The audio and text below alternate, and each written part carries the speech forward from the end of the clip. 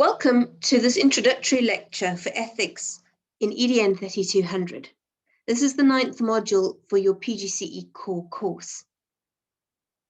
I'm Dr. Sarah Black, and I find myself in a very strange situation.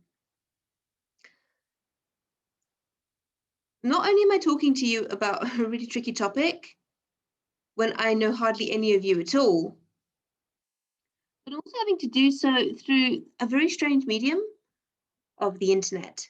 And really, that's not the best way to have a safe or personal or careful conversation about things. But here we are, and it's weird, but I've got to try and do my best to make this module appropriate and meaningful to you as a future teacher. So please bear with me as we move through the module. And by now, I'm sure you know from TP and from your other lectures and you're thinking about your practice as nascent teachers that it's a collaborative effort to produce a moment of learning and teaching, and it's unpredictable. I don't just teach on my own, and you don't just learn on your own. It's a relationship, and that relationship can throw up all sorts of unexpected twists and turns. So I've done my best to think through the steps here, but I can't predict how they're going to land at your end. I can't predict how you are going to experience these lectures sitting there in front of your laptop listening to this disembodied cartoon lecturer. So quite how I'm going to know where you're at and what you need really relies on you giving me engagement and feedback, asking questions, raising issues. I'm sort of speaking at my laptop here right now, which is a bit odd. And so this is not how I like to teach, but I'm hoping that you'll reach out to me back through this weird digitally mediated thing that we're doing here, and you'll help me to find you where you're at. We'll meet somewhere halfway. Which brings me to a little bit of housekeeping about how I've structured the module. Typically, we would have had 6 lectures together of 1.5 hours each. But that's 1.5 hours is a really long time to sit staring at your screen. And all our attention spans are shot over Zoomed and WhatsApped and work and family and COVID and economic challenges. So I've cut up the module a bit differently to try and make it a little bit more bite-sized. Right now, the module is 9 short presentations of about 25 to 30 minutes each, excluding this little intro video. And with each of those comes a presentation like this, and normally some kind of an activity or task that might include reading a paper, although not too much of that. I think it's 2 papers, doing a little online quiz, posting some thoughts in a forum, watching a video, that sort of thing. But the idea is that the whole overall module shouldn't take you more than 10 to 12 hours. And given that the original structure was about 9 hours of lecture time, which would have included a lot of conversation, I'm hoping that this is going to be relatively manageable for you at your end as you work through this stuff. Now, I wanted to share with you a little bit about who I am so that I'm not this kind of disembodied voice coming out of Vula. I began my teaching career back in 2008. I used to be a software programmer, and I really wasn't enjoying it. I wasn't finding it very meaningful at all. And so at the age of 25, with a degree in mathematics, I decided to become a maths teacher. And I was in the UK at the time, and I applied to do a PGCE program, but being a foreign student, the fees were crazy. I really couldn't afford them. So I applied to do a kind of internship at a public school. And that was sponsored by the UK government, where I worked full-time as an unqualified teacher. So 5 days a week, you're in school all the time, and you do your coursework and your assignments in the evenings and on the weekends. And I'm mentioning this because I remember how hard that year was. I remember how hard I had to work. I was just constantly working all the time. And so I have some sympathy for where you're at the moment, and how I remember how hard the PGCE is. Okay. Now, I started as a special needs teacher in what we call a bog standard comp in the UK. I'm not English. I know I sound English, but you pick up some of the vernacular that when you're in a new place. And a bog standard comp means a standard comprehensive, which is a public fee-free school. It admits everybody, students with autism, differently abled students. And this is kind of when the education in England was still funded properly. So we really did have the fundamental basics to do our jobs well. I mean, we worked really hard, but we had things like administrative staff to do non-teaching work. We had paper and photocopier ink. We each had our own classroom. My classes were about 20 for special needs students and about 33 for a mainstream class.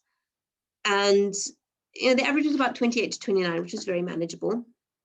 I'd get time off during the school week to do things like preparation, planning, marking. But the students in my school were very diverse. So we had everybody from children of Oxford professors, so very upper middle class, lots of learning happening in the home, to children whose parents lived in council housing and they needed free school meals at school. We had a school of over 1,300 students. Many of them had fathers who were fighting in Iraq at the time. And many of those families were really struggling with a lot of psychosocial and emotional issues in the household, with war veterans coming home with post-traumatic stress disorder. And, that was a real issue in our school. But then we also had students from all over the world. I had a student in my grade 9 class from Kenya. I had students from Poland, from Iran, Israel, South Korea, working next to working class and middle class English children. So it was a very good place to learn how to be a teacher, where you were given like a broad gamut of challenges, but you were also given quite a lot of support. And so I spent 2.5 years at that school, working in special needs and in mainstream teaching before I came back to Cape Town.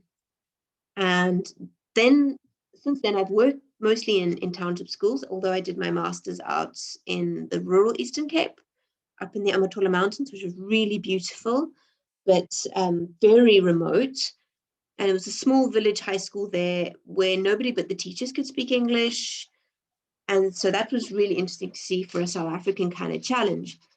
But my last full-time stint of teaching was in the township of Imizamayetu as the head of the maths department. And since then, I've been doing teacher training at UCT, just like this. I headed up a newly qualified teachers project for the first couple of years. I hope you'll all sign up next year. It's a really great program. You should sign up with that with Judy. I taught the Is It Possible for Educators course for a couple of years, and also some master's courses on education policy and leadership. I've took a little break to wrap up a PhD. Hooray! And now I am working as a postdoctoral researcher at the Centre for Education Rights and Transformation at the University of Johannesburg. I'm telling you all this because you'll hear, as the module develops, that how I present issues about ethics in education to you is very informed by my own experience as a teacher. And that's something that we'll unpack a little bit more in the second section about education and society, where we'll explore how our ideas about what is good and what is right are informed by our social position and our past experiences, and how we relate these to the broader social totality in which we live and we work.